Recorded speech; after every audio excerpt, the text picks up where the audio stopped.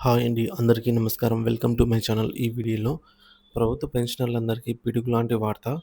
దీనికి సంబంధించిన పూర్తి వివరాలైతే వీడియోలో తెలుసుకుందాము. వీడియోని ఎక్కడ గాని స్కిప్ చేయకుండా ఎండ్ వరకు చూసేయండి. అప్పుడు ఇన్ఫర్మేషన్ పూర్తిగా అర్థమవుతుంది.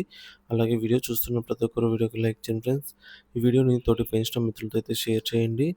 కొత్తగా మన ఛానల్ చూస్తున్నవారు ఇంకా ఎవరైనా సబ్స్క్రైబ్ చేసుకున్నట్లయితే వెంటనే మన ఛానల్‌ని సబ్స్క్రైబ్ చేసుకోండి. దీని ద్వారా నేను చేసే లేటెస్ట్ వీడియోస్ అన్నీ మీ వరకు రీచ్ అవుతాయి. ఇక ఆలస్యం చేయకుండా వివరాల్లోకైతే వెళ్ళిపోదాము.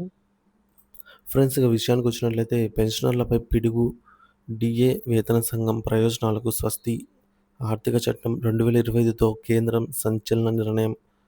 దేశవ్యాప్తంగా లక్షలాది మంది ప్రభుత్వ పెన్షనర్ల భవిష్యత్తును ప్రశ్నార్థకం చేస్తూ కేంద్ర ప్రభుత్వం ఒక సంచలనాత్మక, వివాదాస్పద నిర్ణయం తీసుకుంది. తాజాగా పార్లమెంట్లో ఆమోదం పొందిన ఆర్థిక చట్టం 2025 ఫినాన్షియల్ యాక్ట్ 2025 పదవీ విరమణ పొందిన ప్రభుత్వ ఉద్యోగుల పెన్షన్ నిర్మాణంలో పెను మార్పులకు తెరలేపింది. ఈ కొత్త చట్టం ప్రకారం పెన్షనర్లు ఇకపై భవిష్యత్తులో వచ్చే కరువు భత్యం, డీఏ పెంపుదలకు గానీ, రాబోయే 8వ వేతన సంఘం సిఫార్సుల ప్రయోజనాలకు గానీ అర్హులు కారు. ఈ వార్త పెన్షనర్ల వర్గాల్లో తీవ్ర ఆగ్రహాన్ని రేకెత్తిస్తోంది. ఆర్థిక చట్టం 2025లోని కీలక వివాదాస్పద అంశాలు చూసుకున్నట్లయితే, లోక్మత్ నివేదిక ప్రకారం ఈ నూతన చట్టంలోని నిబంధనలు పెన్షనర్ల ఆర్థిక భద్రతను తీవ్రంగా దెబ్బతీసేవిగా ఉన్నాయి. డీఏ పెంపుదల రద్దు, పెరుగుతున్న ద్రవ్యోల్బణం నుండి ఉపశమనం కలిగించే కరువు భత్యం డీఏ పెంపుదలకు ఇకపై పెన్షనర్లకు డీఏ వర్తించదని అంటూ ఇందులో ఉంది. అలాగే వేతన సంఘాలకు మంగళం, రాబోయే 8వ వేతన సంఘంతో సహా భవిష్యత్ వేతన సంఘాల సిఫార్సులు, అలాగే వేతన సవరణలు పెన్షనర్లకు వర్తింపజేయబడవు. మూడోది, ప్రభుత్వ అభిష్టమే అంతిమం.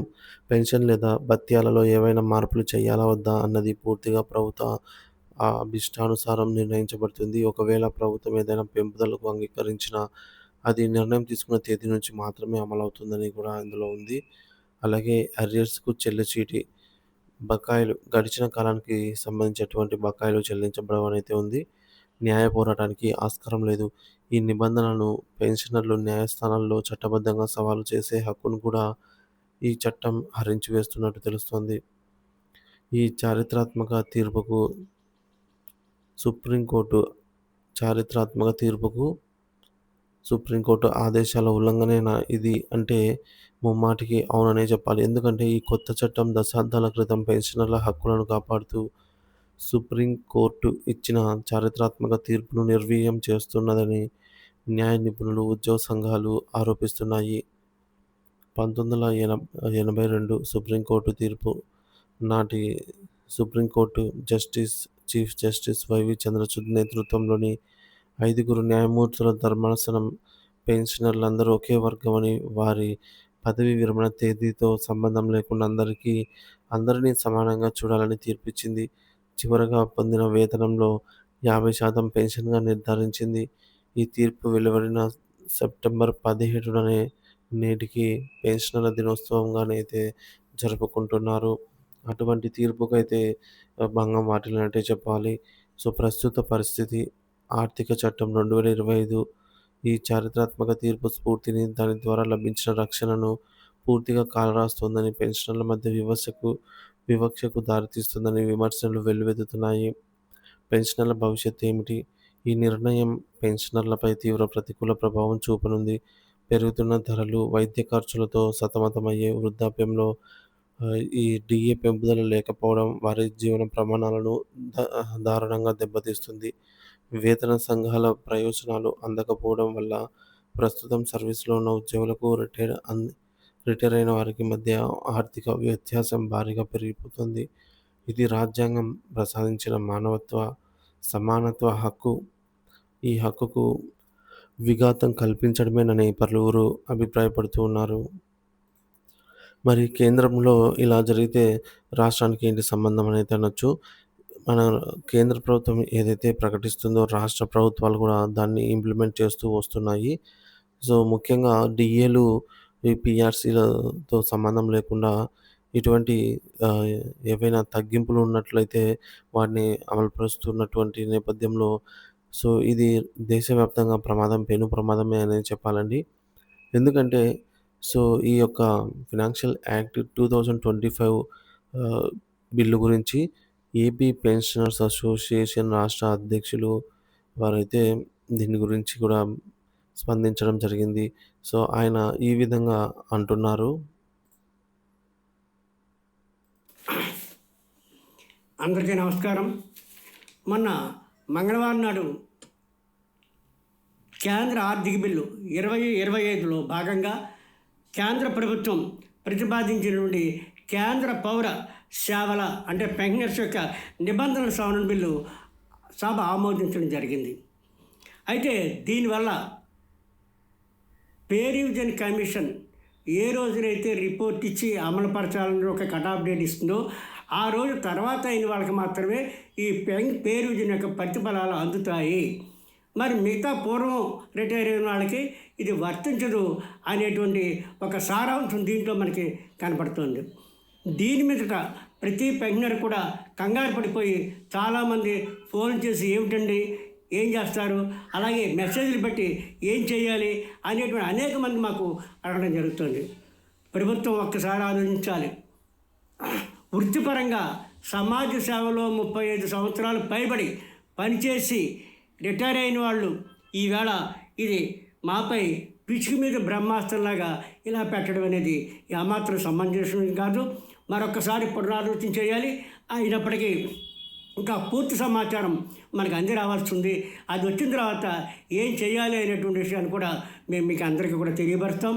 మీ అందరి వెనకాల సంఘం అనేది ఒకటి ఉంది, మీ అందరి గురించి కృషి చేస్తుంది. మీరందరూ మాకు సహకరించండి. తప్పనిసరిగా దీని మీద కూడా ఒక నిర్ణయం తీసుకుని మేము ముందుకు వెళ్తామని చెప్పేసి కూడా మీకు తెలియజేస్తున్నాం.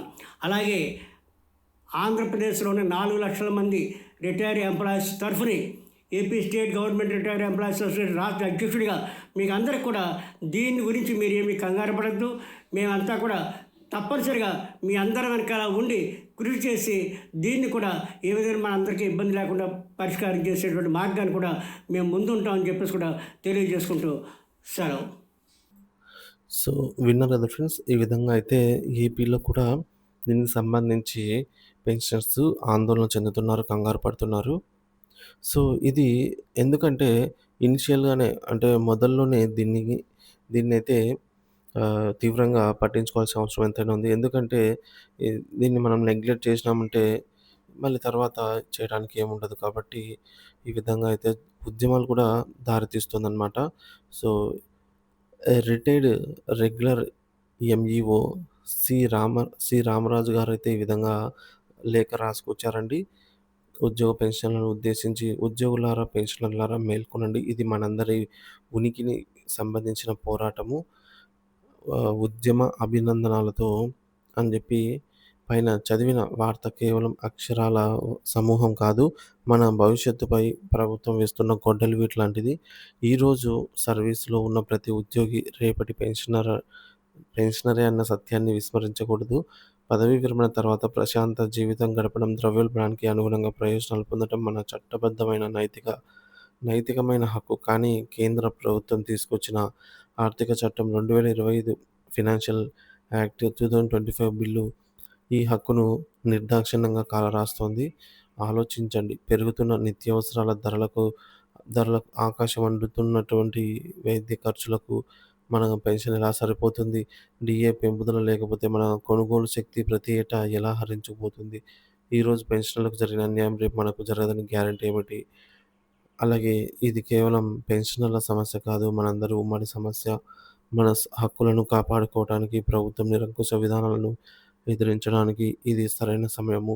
వ్యక్తిగత విభేదాలను పక్కన పెట్టి సంఘాలుగా, ఉద్యోగులుగా, పెన్షనర్లుగా ఏకతాటిపైకి రావాల్సిన చారిత్రాత్మక అవసరం ఏర్పడింది.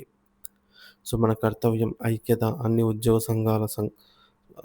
సంఘాలు, పెన్షనర్లు ఉమ్మడిగా కలిసి కార్యాచరణను రూపొందించాలి. అవగాహన. ఈ చట్టం వల్ల కలిగే నష్టాలపై ప్రతి ఉద్యోగి, పెన్షనర్‌కి అవగాహన కల్పించాలి. ప్రతిఘటన. శాంతియుత పద్ధతిలో, చట్ట పరిధిలో మన నిరసనను, వ్యతిరేకతను ప్రభుత్వానికి బలంగా వినిపించాలి. కళ్ళు తెరుద్దాం, గొంతు కదుపుదాం, మన హక్కుల కోసం, మన భవిష్యత్తు కోసం ఐక్యంగా పోరాడుదామనైతే ఈ యొక్క retired retired regular MEO Seemaraju గారైతే ఈ విధంగా పేర్కొన్నారు. సో, మరి దీనిపై మీ అభిప్రాయాన్ని కామెంట్ ద్వారా తెలియజేయండి friends. Thank you for watching this video.